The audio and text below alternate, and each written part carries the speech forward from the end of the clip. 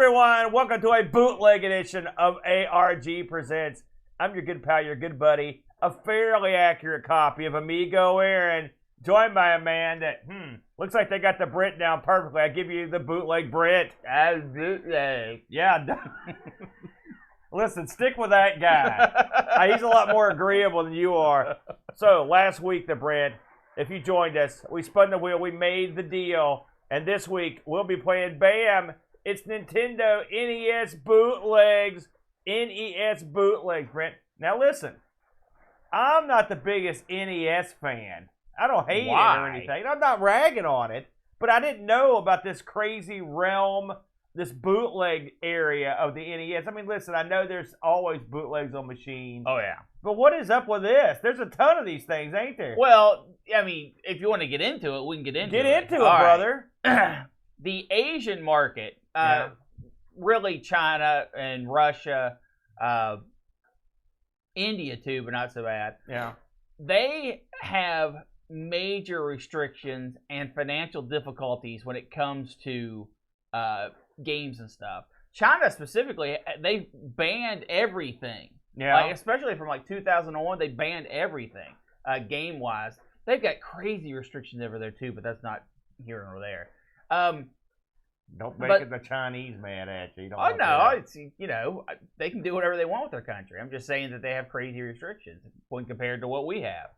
Anyway, the NES blew up, big console, right, back in the day. Yeah. But it was expensive, and it was incredibly expensive when you have to put in all the import duties and stuff like that on top of it when you're going to China, especially.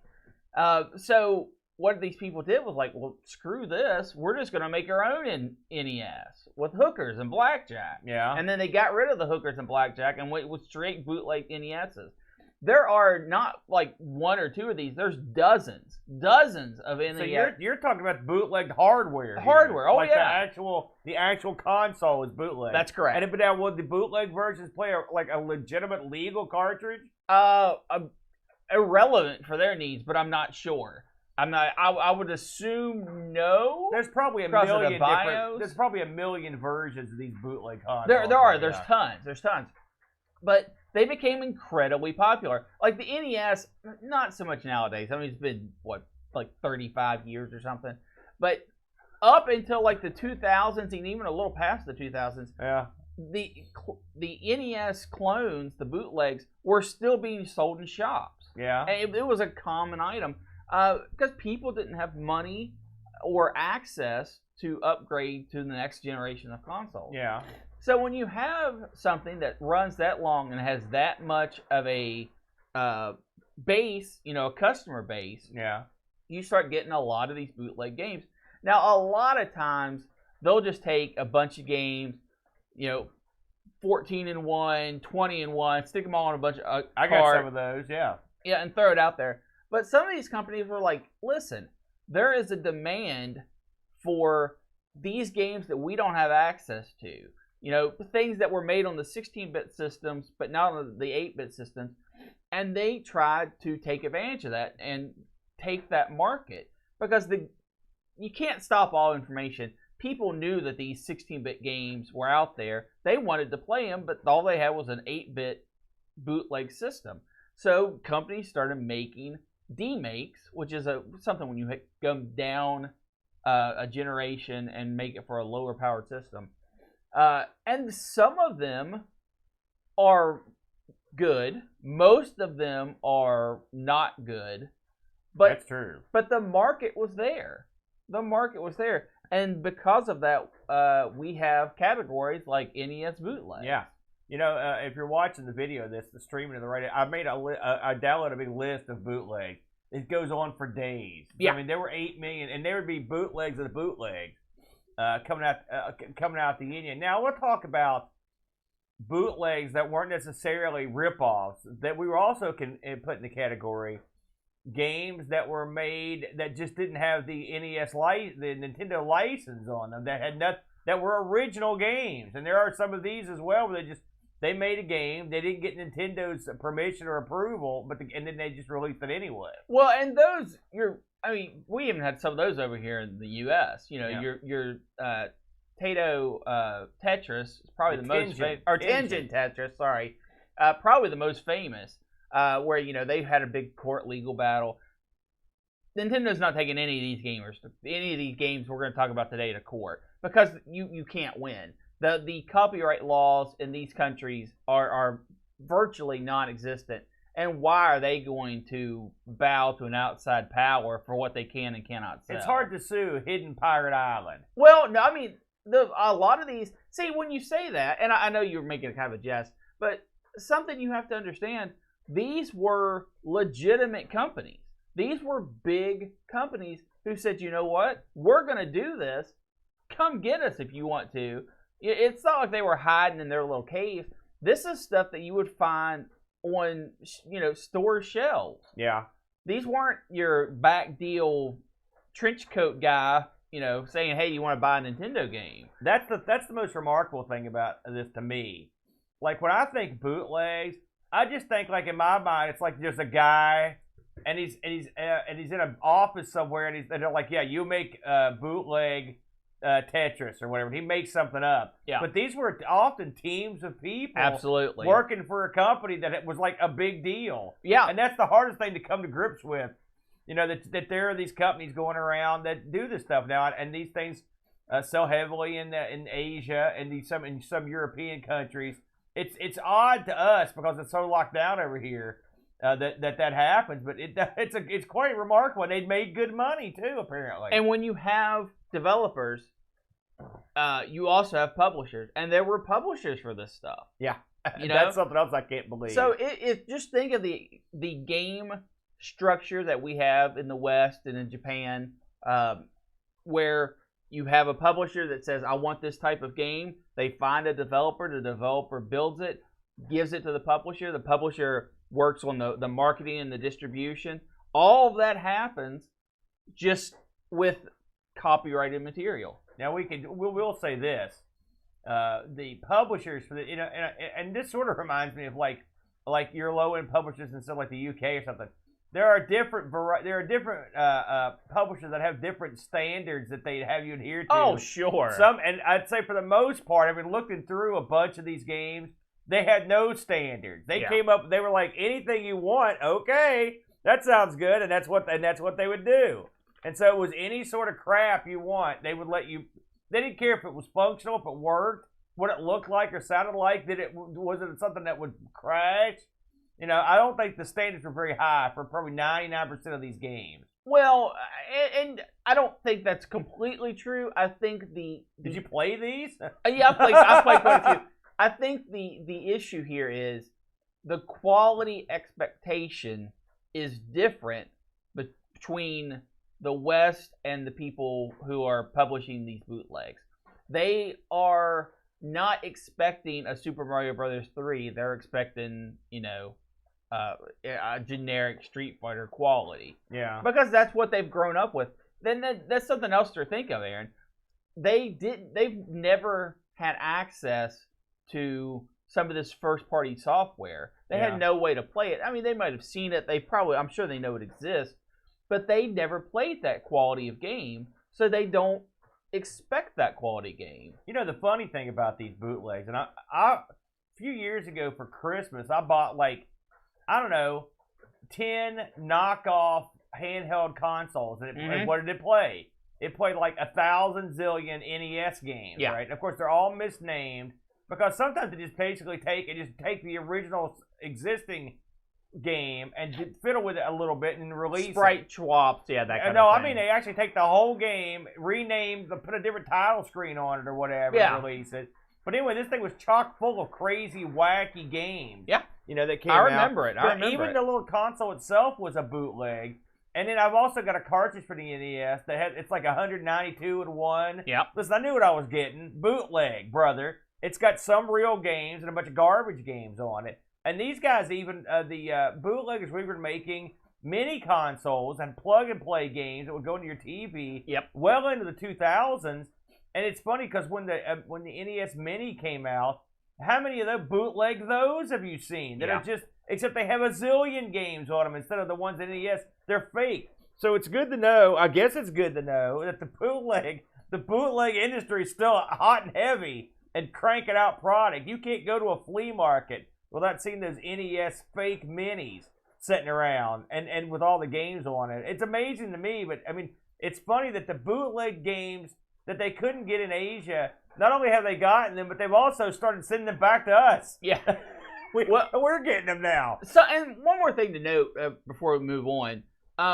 Nintendo tried to work with these people at one time. You're kidding. No, they said, listen. That didn't sound like Nintendo. They said, listen, they found a company that was large enough, and they said, listen, here's our console.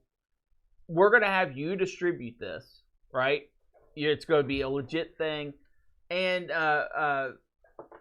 it was not an NES. It was a branded for the China market. And they tried it. And it looked like it was going to work. But it was too expensive. Because you got to pay all those import fees. Plus Nintendo wants their cut. And the guy selling it wants their cut and all that stuff. So Nintendo gave up on it. Well, they just kept selling the console anyway. They said, well, we can do this. We can put this together. That's another thing. The reverse engineering that they've got going on over there is impressive in a lot of ways. A lot of ways. So, yeah, they took the console that Nintendo said, here, distribute this. Let's be partners. They tried it for a while. It looked like it was going to work. It looked like it was going to make money. And then it was just obviously too expensive. It started going down. They kept selling them anyway. So, you know, here's my question for you, Aaron. Yeah. Morally. Yeah. Morally. You're okay. Sorry, I didn't mean to laugh at that, but go ahead. What are your opinions on this from a moral standpoint? You mean like clearly they're pretty low considering I've got some of these. So it didn't stop me from buying them because I wanted to have a bunch of NES cartridges on a cartridge. And it's funny, of course, I've got every conceivable SD slotted cartridge that you could get. Right. But all that said, does this rob the authors and the creators and the workers of money? Absolutely. But in some instances, it's a moot point because if you can't distribute your game somewhere, then you're not going to lose any money because you can't distribute your game there. Yeah. So do I have a problem with a market like, do I have people in Taiwan making games and distributed to people in China? No. Because if the game was distributable there, they'd distribute it. If anything, I have a problem with the government that won't let you have it. All right. That's so yeah. But in terms of in the States, I'm a man of low moral fiber when it comes to piracy. I always have been. I'm not gonna lie.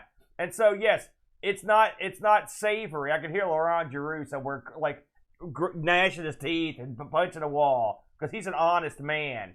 But I try to be good about that stuff, but I do purchase stuff a lot more than I used to. It's a lot easier now too.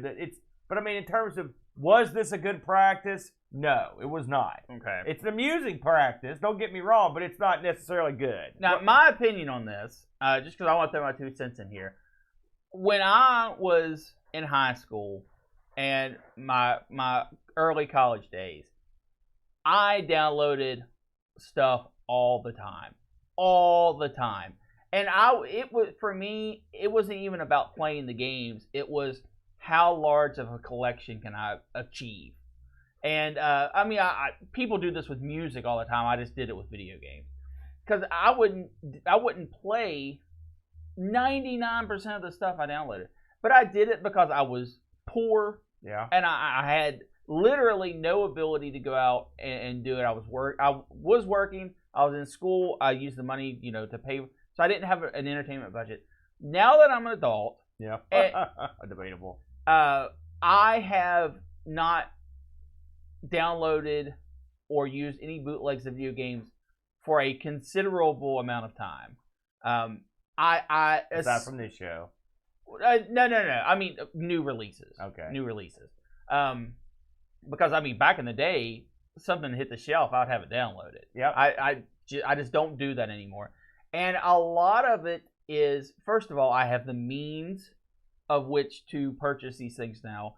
And I have a desire to be selective, because I know that in this realm, my money is my voice. When it comes to, you've got to support what you like, sort of thing. From an Asian market perspective, where their income, their gross national product is lower, I can 100% see why this bootleg things are a thing, and I actually support the companies that go out there and make their own games using properties of other property holders. I mean making fresh new games using existing properties. I don't like that when they just pull a game and put it on a cart. I can't approve of that. But if you're doing your own thing, if you're making your own sprites, your own engine, your own games, but you're using, Mickey Mouse or Mario or Sonic, I don't have much of a problem with that. So you got that, everybody. The Brent in favor of bootlegging. There it is. Somebody send that out immediately. So much for the confessional table. So, with all that said, holy smokes, we picked a couple of bootlegs to try. Now, I ran through a bunch of bootlegs. I'm going to lead the dance today. Here I go. And so, there's my feet. I looked through a lot of these games. And some of these I'd played because I've got all these bootleg items that I own. And in fact, giving them as gifts, I love them. In fact, I think I sent one out for the Secret Santa on Discord a couple years ago. I think Barkbit got one. But anyways, I looked through a lot of these, and I thought to myself, I'm going to pick something that's a game. I had a goal. That's a good place to start when you're reviewing a game. I'm going to pick one that's a game and that I can actually somehow play, because some of these are unplayable disasters. And so I understand what you're saying. And I thought, but I was hesitant because I had a moral quandary, because I was like, if I play one of these that looks good, people might be like, hey, this is great. So just the disclaimer, none of these are great. At the bare minimum, you've got something that's pretty good, but it's not like great. But with all that said, I guess I picked the mother of all bootlegs. I think we picked the two most well-known and highly praised bootlegs. And it wasn't intentional, but because I'd beaten this game in the past. Let's go ahead and spill the beans, Brenna. I played the old Super Mario World, the NES version of Super Mario World. Now, Super Mario World is a game that I actually beat a few years ago proudly. I remember, I've never been so happy. A few years ago? Yeah, I beat it. It's been about 10 years ago, and I finally beat the darn thing. And if you've ever played the original Super Mario World, game. A great game. Just one of the all-time classics. It's got to be in the top 10 platform games of all time. Maybe top 5. I love that game. Ooh, I definitely wouldn't put it in the top 5. But I completely agree. It's an incredible game, and it deserves incredible praise. Anyway, released in 1990 on the Super Nintendo. This had you in the role of Mario. It's basically a sequel to Mario.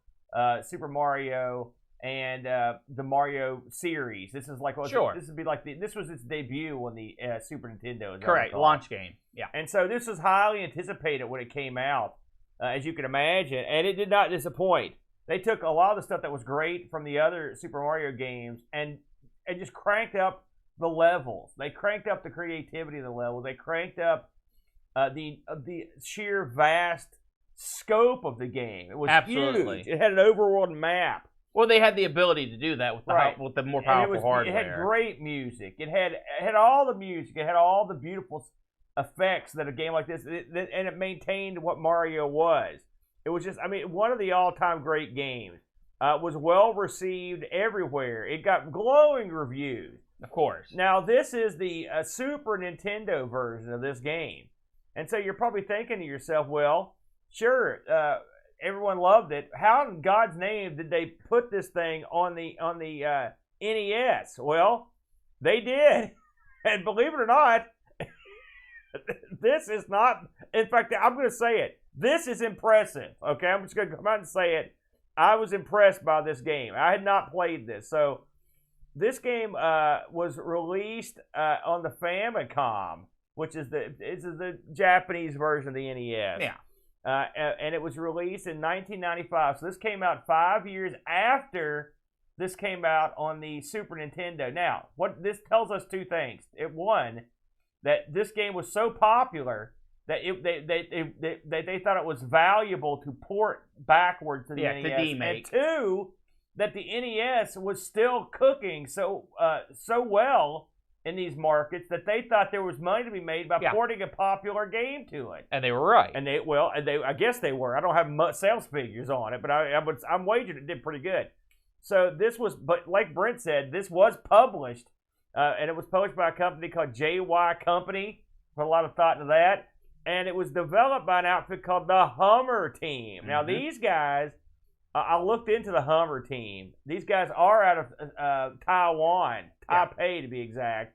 And they'd only been in business as a developer, and I say developer, but I mean they are developers, but I don't know what you call bootleg developers. I don't know if there's a term for it. These guys had been active in '92, and get this, the Hummer Team was active until 2010. Wow! So they were and they were the big boys. Well, Hummer Team did like those little plug and play consoles. They did those until they got a lot of mileage out of them. They were the big wheels that were behind this game, and again, they're out of Taiwan, which anything goes, I guess. They had a big staff. The head guy, and again, these names, I'm not going to go into everybody, but the head guy was named Hummer Ching. He was a guy that he was around till 2006. Then you had a cast of thousands that worked on these. These guys were prolific releasers of titles for the NES, including versions of Street Fighter, versions of tons and tons of fighting games, tons of Mortal Kombat, Aladdin, Tekken 2. I almost picked Tekken 2, by the way. Donkey Kong Country 4, Final Fight 3. A lot of these games with these weird names, they're basically ports, and they just put a new number on them to make them look fresh. Yeah, they're basically like demaking these up for the NES. King of Fighters, Earthworm Jim. I mean, they had their hands in all sorts of pies. And they were considered big deals. They got into the plug and plays. They would do the 60-in-1s. They would do all these things that would plug. It was like a joystick that would plug into your TV. Think about that. Such was the pull of these guys that you're talking about bootleg publishers, bootleg developers that are making and molding hardware and developing PCBs and stuff. It's quite remarkable. I mean, it's the exact same chain that we have over here, just less legal in our eyes. I find it quite amazing. They developed their own engine to port the stuff back, but the engine they used, I think this was the first game to use this engine, which is they call the Super Mario World engine. But they have another engine that's based on like Brent's game. I saw that he's going to talk about. What do you do in this? Well, if you'll recall, Super Mario World has you go through this game, and it's a basic Mario game. But it added some abilities like the ability to like stash an item and the ability to ride a Yoshi. There were levels that took place where you hung on a fence and stuff. And amazingly, stunningly, this stuff's all retained. Now, is this an exact duplicate of Super Mario World? No. Of course not. It's impossible. Right, but there are areas in this that are, I don't know if they just ran out of time or just stopped caring. For example, one of the famous aspects of Super Mario is the question mark boxes, okay? There are tons of those in this game, but very few are actually they do anything. Well, I can actually, do you know the answer? What is the answer? Hop in. There are sprite limitations with the NES. Yeah. And they were having problems where you would hit these blocks and the sprite animation of them hitting the block popping up. If you got too many of those on a screen at one time, it would crash the game. So they worked on it, and they finally said, you know what? This is delaying release. It was one of the biggest bugs they had. Well, I mean, they had a lot of bugs, but this was one of the crashiest ones. And they said, screw it, we just won't add that animation in. Yeah. There were actually quite a few moments in the game there are quite a few things in the game that aren't there. And the crashing is there are some boss battles that were changed. There were certain there were enemies that were deleted because they were causing crashes. There are also elements of the game that, like in the original Super Mario World, elements where you could dig down through certain blocks. The blocks are there, but you can't, and you can even do the move, but there are certain blocks you can't dig down into like you could in the original. The spin jump. There's plenty of areas that aren't there. But I can tell you, I played this for a good while, and then I watched someone go through the whole thing. You've got about if you play this and are perfect at it, you're still into this thing for an hour and a half of play. Yeah. And if someone who's a stud, that's your average person, this is a proper game that you can play with. Now, I want to talk about controlling Mario, how it works. You'll recall that Mario World, Super Mario World, was on a Super Nintendo joystick controller. It had 6 buttons, plus that start and select, and of course the NES controller doesn't have that many. Well, they actually do a fairly decent job with that because one of the main hitting up and down as you jump does different things depending on what you're doing. Yeah. But I mean, you really have most of all of Mario's moves, including the spinning attack. It's got the speed up. You've got the fireballs, the whole 9 yards. A lot of the items that were in the original, I mean, the cape, all that jive, it's in here. Does it have lava levels? Yes. Does it have underwater levels? Yes, it does. Does it have the music? It does. It has no. I mean, if you consider it's the NES version of a lot of the Super Nintendo version. The one thing I've learned about Hummer Team and a lot of the guys that did these bootlegs is that they'll take some music from the game, and then sometimes they'll recycle music they had from other games. These guys had just worked on Donkey Kong Country 4, and so they used some stuff that was left from that in this, which it works. And the music, while it's not of the quality of the SNES version, it's actually not bad. Yeah, I mean, I would agree with some that. Screens are real good. I thought the water screen was real good. And so what you've got here are some talented guys, really. Oh, yeah. Now, one of the amazing aspects of the game, and I've read this over and over, is that if you'll recall, in the original version of this game, you could get you a Yoshi, a little dinosaur, and you could hop on the Yoshi, and ride him around. And I guess the word had gotten out that Nintendo had tried to implement these sort of gameplay elements in other games on the NES. They couldn't do it. It didn't get it to look correct or work correctly. Right. I've read various people talk about this, where some people say, well, it worked. It didn't look that good. They didn't like the way it looked. Whatever.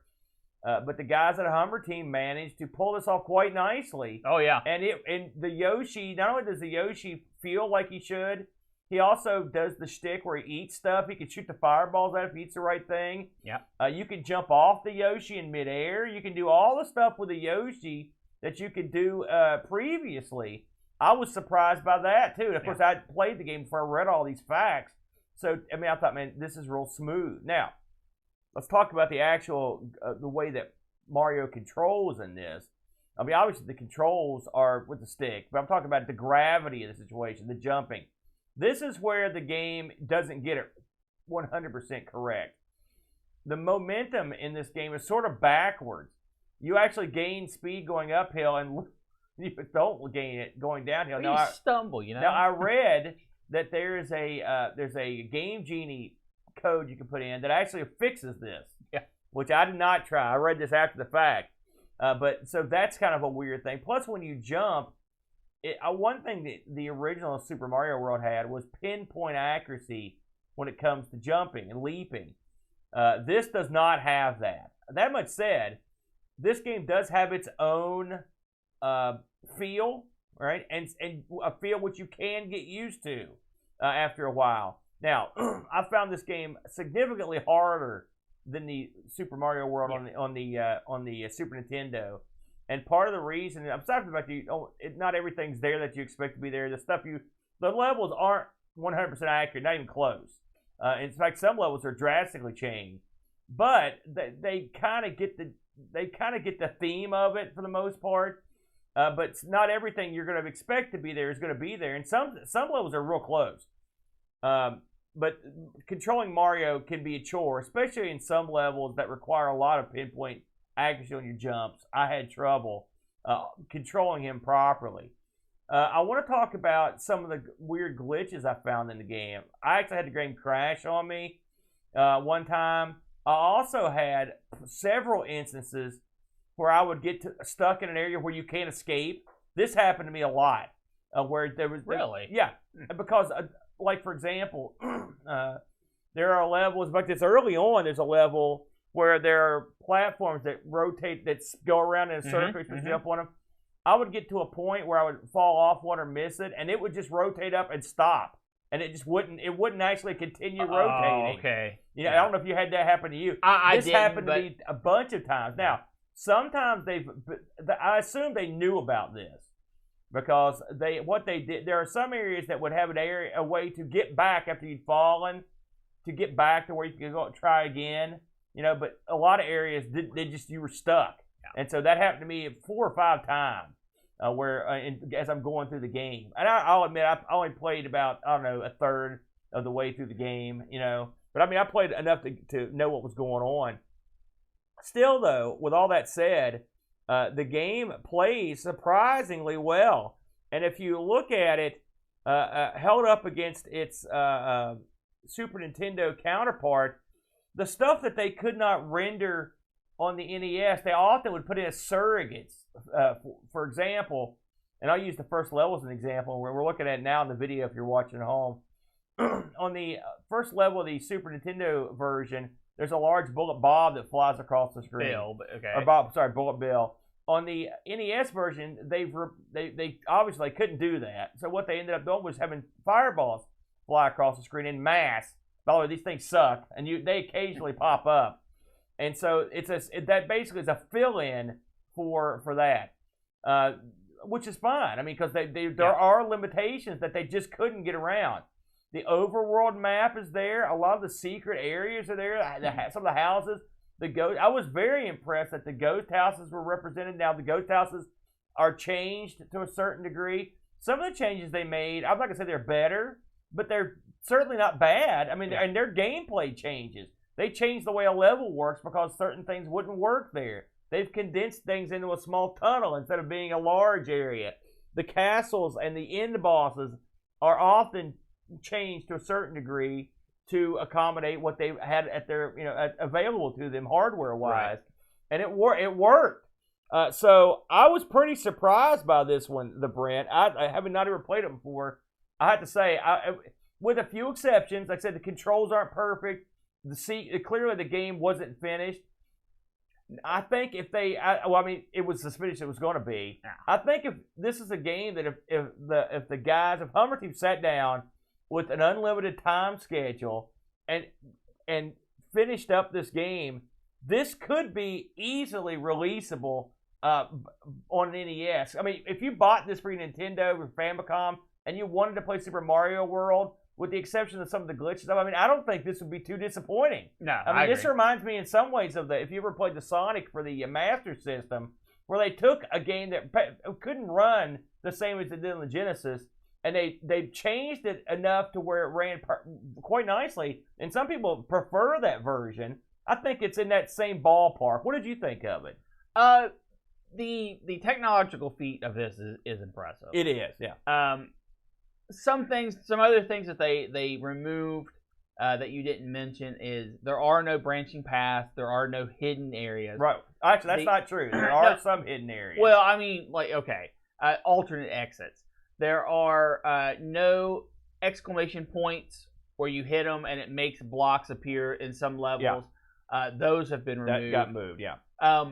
But there are not. You don't fight all the Koopa Kids. I think there's 2 sets of Koopa Kids that you fight, Wendy and Iggy, I think, and then the other boss battles where you would be fighting them, you fight the big dinosaur thing that you have to hit underneath when it's on the platform. But the backgrounds, obviously they're not as detailed and rich as the Super Nintendo version. But really, that's so nitpicky when you realize what they've done. Graphically, the game is outstanding. And there was actually 2 releases of this game, Aaron. Yeah. One was more finished than the other. Yeah. The one on the 142 multi-cart is the one you want to actually play. It's the most up-to-date version, not the actual cart release that's just by itself. Even though I praised it, I did not have fun playing this game. And it's not graphics, it's not sound, it's not the bootleggy nature of it. It's the controls and the gameplay. The jumps feel so strange to me. Yeah. It is hard to get used to. And I tried. I really tried. And it wasn't that I was failing to do what I needed to do. I could often do what I needed to do. When you first fire it up, you're going to die over and over and over, probably to the first 2 or 3 guys, because it's so awkward. But you have to stick with it a little bit. Yeah. And the other issue I had was just the speed when he runs is so fast, and it doesn't put you far enough back on the screen. Normally in Super Mario World, when you are moving, it gives you the more view distance as you're moving, right? And then if you turn around or something, it kind of shifts and goes the other way with it. This game doesn't do that. It's you are in the middle of the screen all the time, and the running animations are so fast that it's a kiss of death. So you, most of the time, at least me, I did not run in this game. I did run when I had to, but yeah, this isn't the game where you just haul butt through the game. No. Yeah, it's not going to do that. The slope thing, running faster up the slope, that didn't bother me. I also as couldn't much get as the sliding to work. The sliding doesn't work. I couldn't get that to work either. You just gotta hop down. Yeah. When you grab an item, you instantly kick into run speed, like a turtle shell is what I mean. Which that was that's because you're holding it. Yeah. Yeah. And that was devastating to me in so many areas because I got used to the walking pace. I could handle the walking pace. And then you switch into that run animation. I just died so many times. Like, it was so frustrating. Enemy variety, something we didn't really touch on in detail. The enemy variety in the levels is not as vast as the Super Mario counterpart. Yep. It still has more than you would have thought. Yeah. And they all look good. They look real good. So they look just like, I mean, a lot of them just probably they've just taken them out of the original game and then downgraded them. Yeah, downgraded the colors. Am I going to start playing this instead of Super Mario World on the Super Nintendo? Of course not.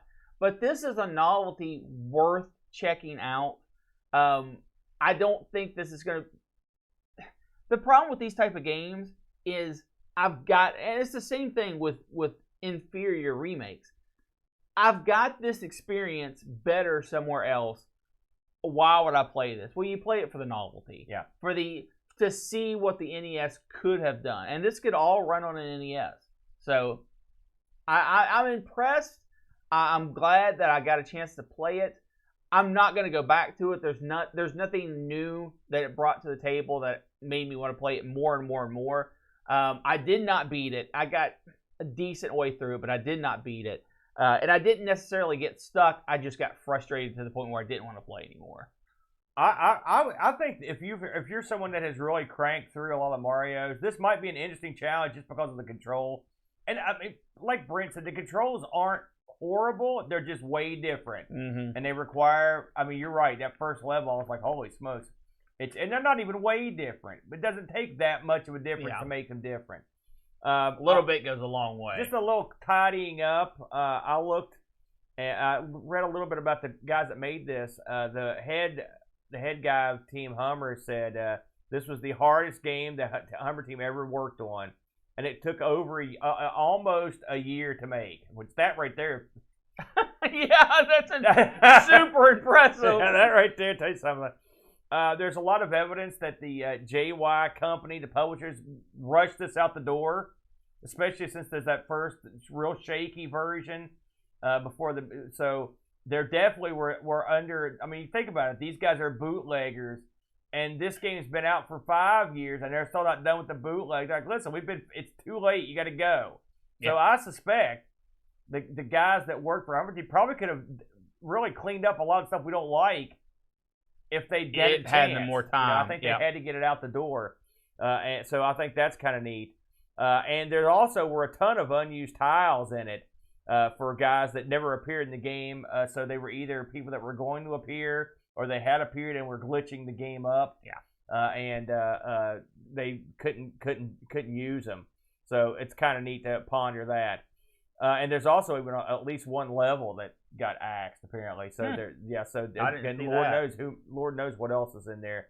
So of course, are you going to buy this cartridge? I mean, you can't legally buy it. You know what I'm saying? But you can definitely get it anywhere. This is one that I guess you don't have to feel as bad about pirating, because it came from nowhere. You're sending it back from whence it came. But I enjoyed this one. We did get some Discord action here. Let me grab that real quick. Let me ask you one more thing, Brett, while I'm pulling this up. Sure. You kind of winced when I talked about the music, and you didn't think the music was up to snuff for your likings? They tried to faithfully reproduce the tunes from the Super Nintendo version, although they often place them in different levels for whatever reason. Yeah. It was okay. It's sort of like hearing someone sing something that's just a little off key. I'm so used to hearing these songs in their 16-bit form that when I hear them in a 8-bit, not quite all the way there form, it just kind of makes me wince. Yeah. We got one. Here's somebody that doesn't send reviews and do often. We got a review from TSI Matt, our good buddy Matt, who is one of the big wheels over at the TeamSpeak Irregulars. Check them out on Saturdays on the TeamSpeak Irregulars on Twitch. A lot of my good buddies there. Matt writes in, I have this one as well, so I gave it a go. Had a few issues, some of which may have been using RetroArch, where it was throwing random sprites that were not really there on the screen edges as I was walking around, which isn't a big deal. Yes, that will happen. The big issue is where I would die trying to jump on flying Koopas. I got to the point on the 5th level where I couldn't get past it because of this. Also, it ran really choppy, which again may have been his emulation. I did not experience that. I did not have any choppiness, no. I have not played the actual Super Nintendo Super Mario World in years. I don't remember it well, but from what I remember, this seems to be a faithful recreation. But there's a reason it was on a newer system, and it shows 4 out of 10 from TSI Matt. So there you go. I will suggest, for people that are interested, if you simply Google Super Mario World NES, you can actually play this in your browser. Yep. With your joystick, it plays quite nicely. Yeah. I grabbed this for somebody, so you can play this. I actually had this in I've got a bootleg stash, so you know me because that's the way I roll. So anyway, an interesting game for sure. Now, Brent, you didn't go in an entirely different direction. What have you got this week? I picked first this week, so I kind of left it to you to pick the crazy one, but we both picked probably the 2 most popular NES bootlegs out there. I picked Kart Fighter. Kart Fighter, okay. And unlike the name suggests, it has nothing to do with karting and everything to do with fighting. Name is, the name was odd. I mean, basically Mario Kart was popular at the time. Yeah. And the graphical styles, I guess, are pulled from inspirations of Mario Kart. So they say, Kart Fighter, why not? This is another Hummer Team game from back in 1994. Since you kind of covered Hummer, I won't go into it again.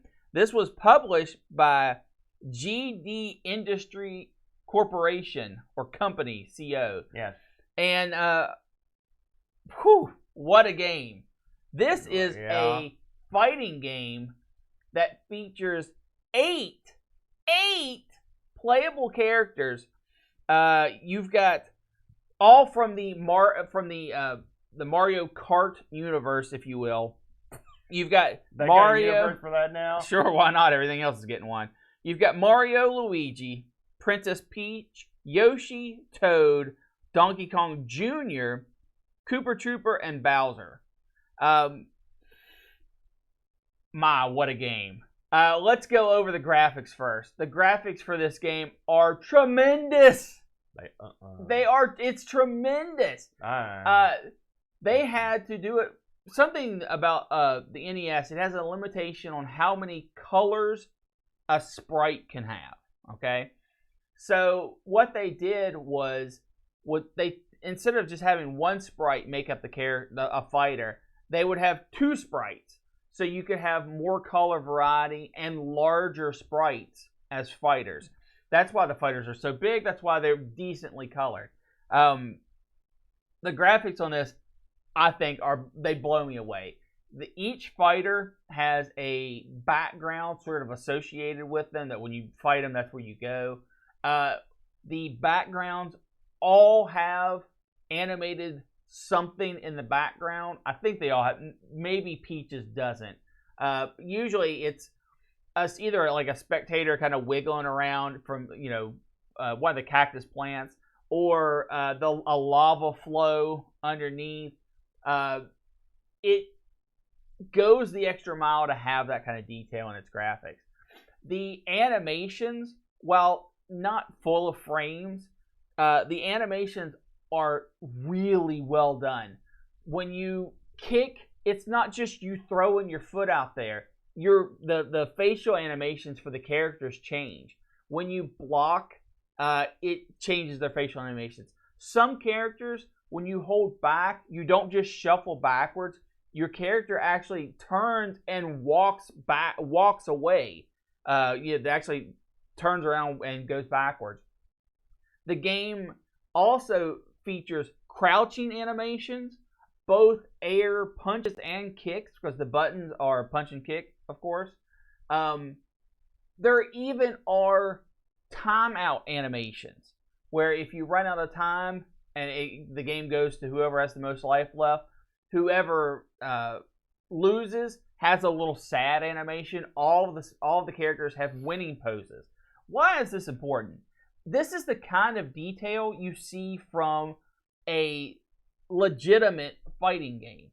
They went far enough to put all of that kind of stuff in graphically, which I find incredibly refreshing and incredibly surprising, because it's stuff they could have left out. They could have left out crouching completely. They didn't have to have crouching in the game. They didn't have to have winning poses in the game. They didn't have to, because when you add crouching, Aaron, you have to have a crouch punch and a crouch kick.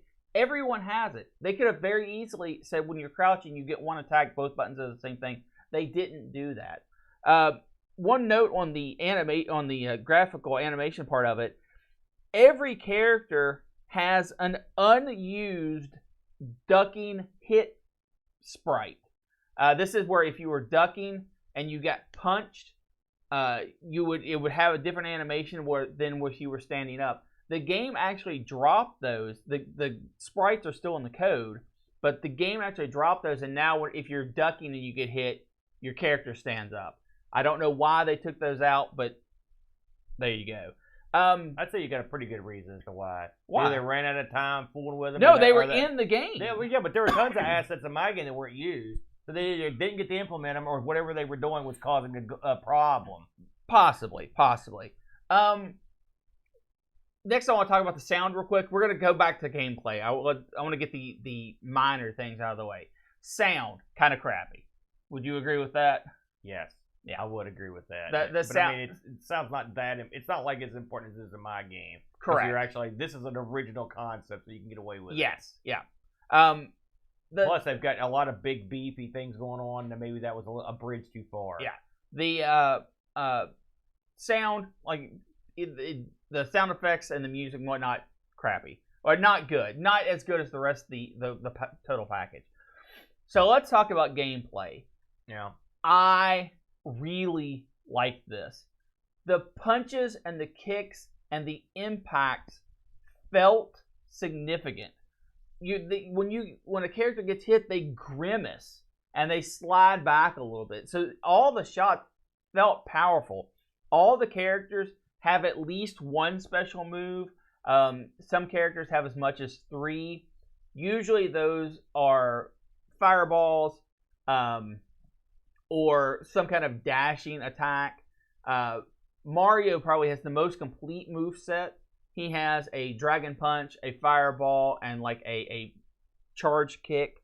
There are some glitches with the moves. For example, Mario and Luigi are kind of like your Ken and Ryu's. It's actually a palette swap, although it's really well done. But if you play as Luigi, you can't do a dragon punch, and you can't do the sliding kick for whatever I was reason. wondering about that because I couldn't get him to Yeah. do it. Yeah, that explains that. Is there a reason? No, I think it was just a bug. Yeah. Okay. But if you wanted to play that type of fighter, just play Mario. He's a complete package. The projectiles are slightly themed for the characters. For example, Donkey Kong Jr. throws a banana peel and slides it across the ground for his projectile. So they did go the extra mile there as well. The most disappointing thing from that aspect is Bowser is really short compared to the other characters, and that was a sprite limitation. Also, Bowser was the last addition to the game, so they ran out of time and kicked it out the door. But back to gameplay. Everything you would expect from a fighting game is present. You've got your special moves, you've got your punches, your kicks, you've got your combos. Although they are incredibly difficult to pull off, you can pull off sprite combos. I think the one I was the most successful with was Princess Peach. You can throw and then immediately go into her twirling attack and get a double hit there. Is this as tight as like a Street Fighter 2 for the Super Nintendo? Of course not. Of course not. You're never going to get that. Yeah, well, that's true. But it's not that tight. But the existence of sprite combos, because I can't imagine they programmed any of these in, is possible. I tried to break the game by finding like infinite hits type stuff. I was unable to do that, so it does look like they kind of stopped that from being a thing. Also, it doesn't look like you can fireball battle. If two people throw a fireball, and fireballs are different speeds depending on your character. When you throw fireballs, the fireballs will pass through each other. If whoever gets hit first, the other person's fireball disappears. I actually don't have a huge problem with that. But it's an aspect of gameplay. All the punches and kicks are important depending on what fighter you're playing. Some people have better air punches than they do kicks, or vice versa on the ground. So there is a variety there. There is stuff that you can play with and learn a character. Now the characters are of course limited. You've only got a punch and a kick, and all the flying, standing, crouching that comes with that, plus your special moves. But I think there is some depth here from the length of limbs and that sort of thing. I have a feeling, Aaron, you're getting ready to kill this game. So go ahead. I know you're about ready to pop. What was your opinion on this? Well, I'd not heard of this, but apparently it's got quite a cult following. Absolutely does. And we'll get to that. I've been told that this is the first game that ever had these guys fighting each other. Yes, this was pre Smash Brothers, which Nintendo officially released. Became a huge worldwide sensation. So let's talk about what the bad stuff first. I mean, the game is you'll lose the characters. The graphics get distorted and screwed up. Yes, you have sprite flicker. Yeah, and so there's that. You didn't really get into that, but it's a huge deal because it makes the game much more difficult. It lining stuff up, judging movement, guys partially disappear and they flicker. Again, it's a system limitation, so I'm not going to hold it against them, but it's in there, and that does limit the amount of enjoyment I can have from the game because it's there. Really? And okay. It makes it hard to tell what's going on, especially when that happens in the middle of moves or when a guy's doing something. It makes it hard. That much said, I played this for a while. By the way, my two favorite characters were Donkey Kong and Peach. I'd say Peach. Peach sort of reminded me of, in some ways, of Vega, just the hair whip thing also, which I like, which we've seen in other games. And also, she looks better in this than what we would expect. And by the way, she looked also in my game. They made Peach look better looking. Yeah, they sexualize her some. Yeah, well, I mean, I can put it that way. But the character roster, pretty much everyone's represented. Yeah, I've tried all the guys. There's some sameness. I mean, let's face facts. But listen, I know for a fact that 2-button fighting games can be great because I've played One Must Fall 29/7. That's a great game. Yeah. So it's definitely doable. Now, this isn't in the same stratosphere as One Must Fall 29. That was on a PC. So what do you got here? If you take the glitches out of it, you've got beefy characters that look like they're supposed to. They have unique moves. I was getting special moves off. Yeah, I didn't have any problems with the control. Donkey Kong, I was dragging, punching guys. I got through the banana peel. Donkey does a move where he spins around like a top, which I liked. It's also, Peach does a very similar move to that. Yeah. So they do moves. Is the computer AI or whatever they've got cooking? I found him difficult to deal with. You're right. I tried to do the old, he'll always fall for this, and he didn't always fall for this. They were pretty competent. When the computer gets on you, it's on you like a blanket. It rushes in, and that's so you've got to be ready to deal with something to comment about that. Yeah, different characters have different fighting techniques. So, like Mario and Luigi are both rushers. They absolutely are on you from the very beginning of the round. Whereas Koopa and Bowser fight differently. They're more reserved. They're more fall back, use their charge moves, fall back, use their charge moves. Most of what I saw, I mean, when I say they're on you, I don't mean like they're necessarily like on top of you, but they're always aggressive. Yeah, they're always aggressive. They don't take a defensive posture very often, and some of the characters are on you straight up on top of you, but they're always after you. The fireballs are small. Yeah, and they're fast and they're hard to dodge. Some are fast. Yeah, and so there was also that. I thought the backgrounds were good. I mean, listen, I'm not going to kill it. I don't know if is this a game I would get of the two games today.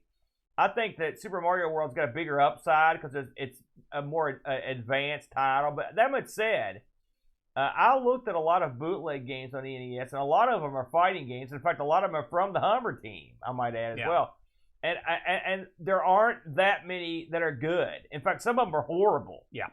And some of them are a lot of them are just palette grabs from the original titles that they made playable with the NES, and they don't look that good. Even for like a game like a Mortal Kombat where you had legitimate actors, the whole 9 yards, digitized guys, they don't make the trip over the NES too good. Well, the NES is very limited palette. Right, but I'm getting to something, and the point is this game, which basically took original. These look like they got ripped out of the animations of the 3DO. A lot of it, which is that you would think that's a bad thing, but the thing for is the NES, they're sized properly for the most part, and they look good. And you can actually see they did some work, some character work, and it's impressive that they did it.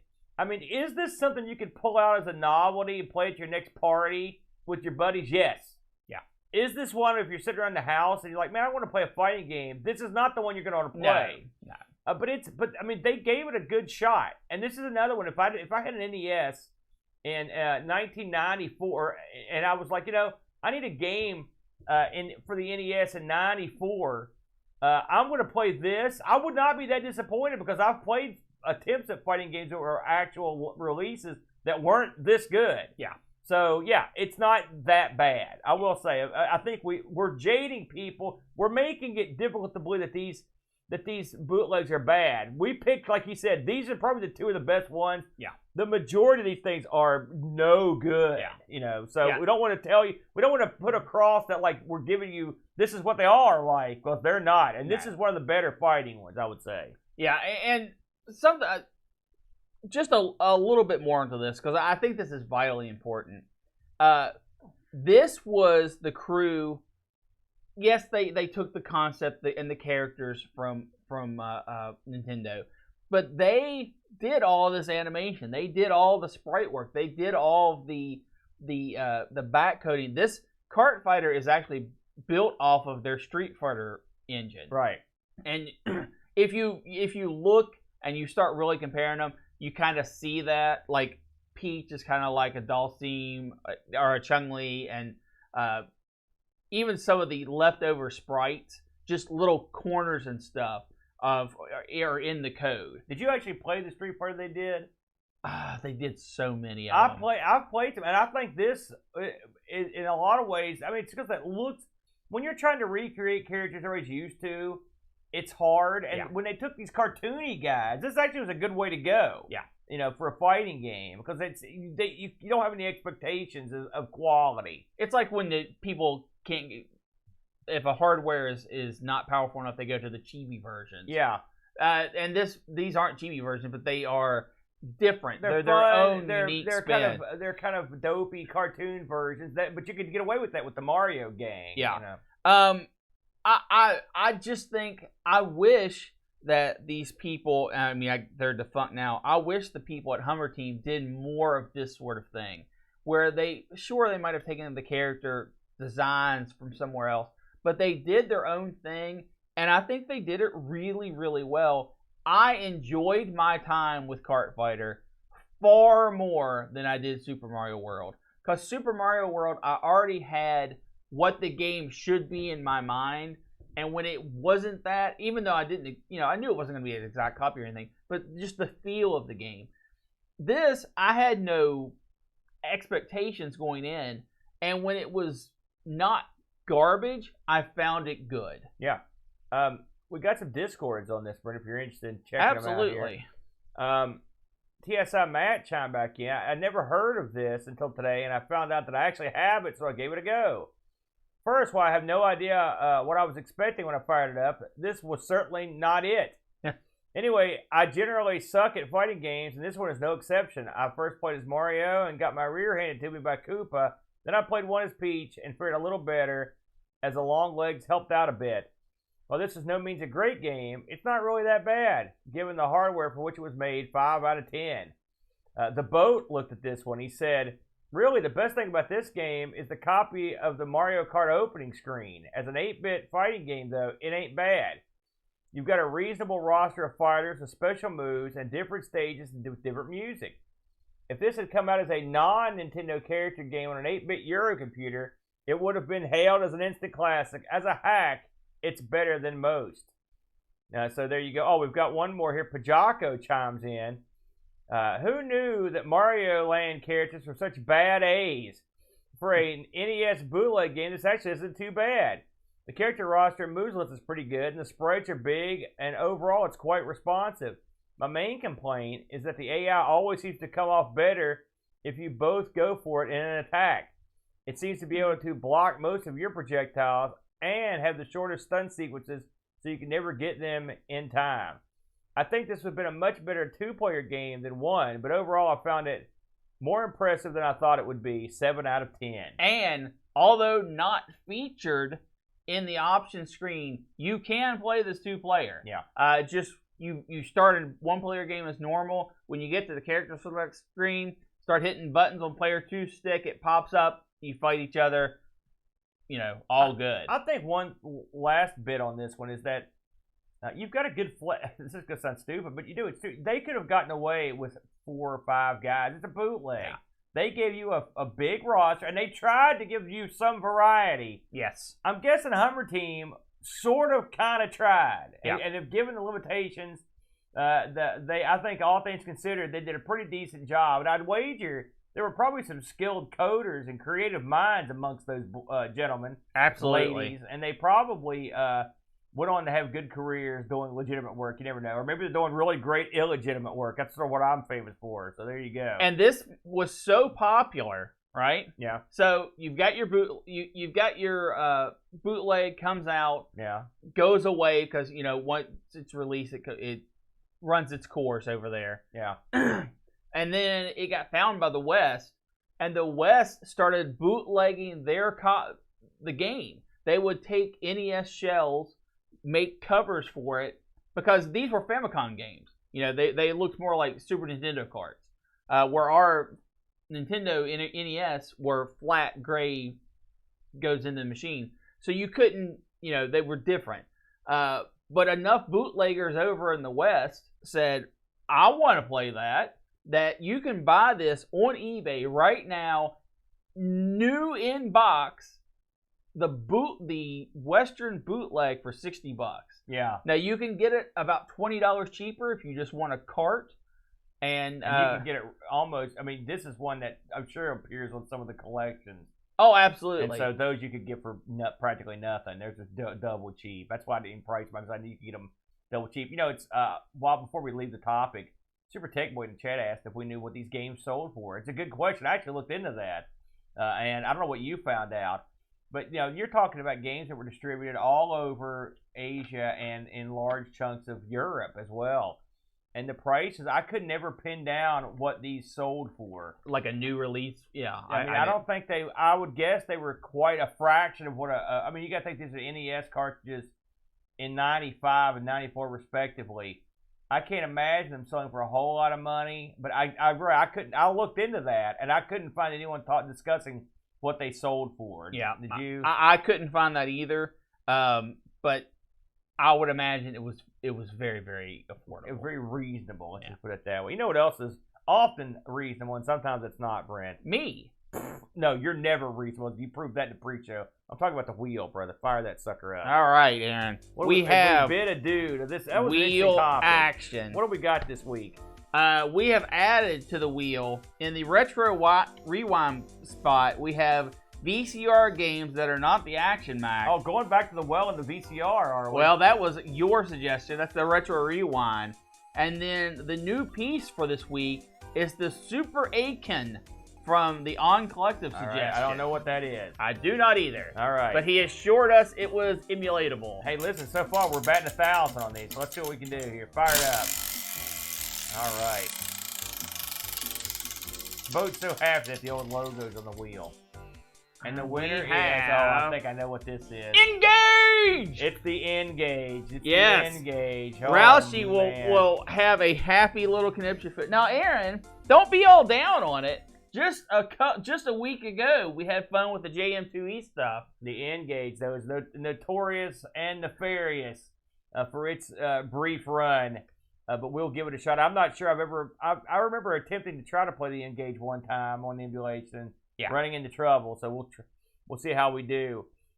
Listen, just a few things to tick off here at the end of the show. If you didn't catch it last night, it was a happening. It was the Taze Valley, Brent didn't catch it, Taze Valley Classic Computer Club, including explosions and magic like what you've never seen before. If you missed out on the Taze Valley Classic Computer Club, I will be releasing it this week on the Amigos Stream Team channel. 3 words, Amigos Stream Team. So if you would, add that to your subscription list. We're releasing all kinds of interesting stuff in there. We've just finished up releasing the final parts of the Amigathon from last year, 2021. The footage that was thought to be lost, but actually was just on my hard drive. Yeah, so it was lost by me. But it will be released coming up. I also want to talk about the Classic Computer Club. We're bringing it back, Brent. I believe, if I'm not mistaken, let me get the date here. It is the 21st of May. That will be a 4:30 start time. So you've got about 20 days to get cooking on this. 4:30, International Computer Club. It should be a big event, Brent. We've got a lot of people signed up already. There's a sign-up sheet in the Discord on the Amigos Discord. And if you're not a member of the Discord, you're not out of the loop here.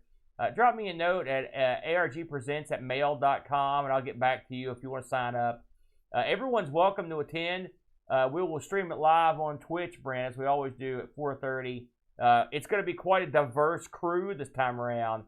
It should be a lot of fun, and it should be a good time, Brent. What do you got? You got anything you want to talk about here? Boat Fest. If you need some information on Boat Fest, go to boatfest.info. That is the retro gaming festival, convention, if you will. Yeah. It's going down June 24th and 25th of this year. There are a couple of tickets left. So go and grab those up before you lose your chance. Yeah, it should be a lot of fun. We're doing a ton of shows there. We're bringing tons of stuff there. Listen, you're going to see stuff there you're never going to see on Earth. I will have, and Brent was very excited when I mentioned it to him in the pre-show, but I will have one of the few FujiNet Atom computer-enabled items anywhere on Earth. I'm talking less than probably 20 on the planet. Come to Boat Fest. You'll be able to experience what it's like to have a Coleco Adam computer with Wi-Fi, pulling stuff from the ether. It was amazing. Brick couldn't believe it that this thing existed. He's more excited than anybody about it, so I can't wait to unveil that at the at Boat Fest. Plus, our boat will be there too. Jack Flack's going to be there. Frank from Retro Rewind's going to be there. Listen, bring your consoles, bring your computers, bring the things you'd like to get recapped. Frank's going to be recapping crap. Listen, I got an Apple II GS I need to talk to Frank about. You know what I mean? Because during the computer club last night, this thing went up in a blaze of glory after using it for 15 minutes. I got hosed on that deal, Brent. I'm not bitter, though. But anyway, Internet's Computer Club should be a lot of fun. I think, Brent, that's all we've got. I think that's all we got. You got anything you want? Any final thoughts? Nope. That's it. Please, support your local bootlegger. We'll see you next time. Adios. Thanks for joining us today. We really hope you enjoyed the show. A special thank you to Duncan Styles for our vector style graphics and Bart Pitt for his amazing music. Would you like to help keep ARG spinning? You can do so at patreon.com/ARG Presents. Just like these fine folks. Rolo, Olaf Hope, Terry Howard, John Schaller, The Slow Norris, Frodo NL, Chris Folds, Mitsuyama, Jason Warnes, Rob Black O'Hara, Andy Craig, Andy Jones, Kevin Bean, Pajaco 6502, Bitter Blitter, Anthony Jarvis, Steve Rasmussen, Bernhardt Lucas, Dave Velociraptor, Graham W. Vetke, Roshi, Mr. B, David Terrett, Super Tech Boy, Oram, Sundown, Texas Foosballer, Air Shack, Retro Algae, John Dykeman, Jerry Dennington, Z9K9, Templar Mar, On Collective, and Laurent Garou. They all have access to the Amigos Retro Gaming Discord channel, their name displayed and called out in the credits, and that warm, fuzzy feeling that they help keep ARG spinning. And you can too! Have an idea for a wheel piece? Send it to us at argpresents@mail.com. Did you know? BoatFest 2022 is a go! The Retro Computing Festival put on by the Amigos Retro Gaming Network. You can find out more at boatfest.info. We film live every Sunday, 10 a.m. Eastern Time, and you can watch the replays on YouTube every Wednesday. Hope to see you there.